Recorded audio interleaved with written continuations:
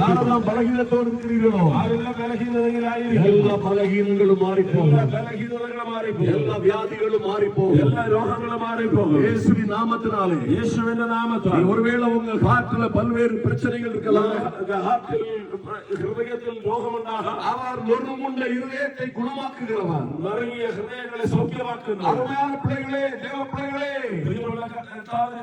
நல்லா கவனிங்க.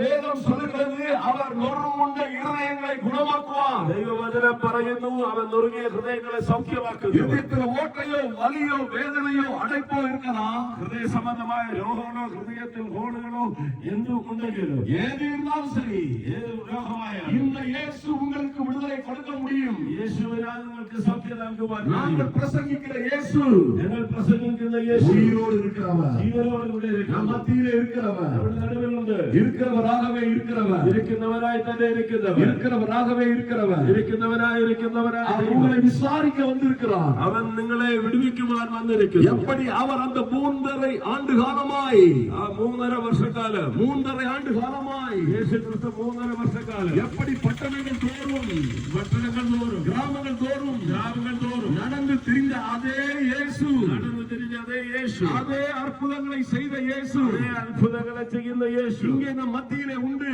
നമ്മുടെ நடுவில் உண்டு. ஹalleluya, ஹalleluya, ஹalleluya, ஹalleluya. அற்புதங்களை செய்கிற இயேசு நம் மத்தியிலே உண்டு. அற்புதங்களை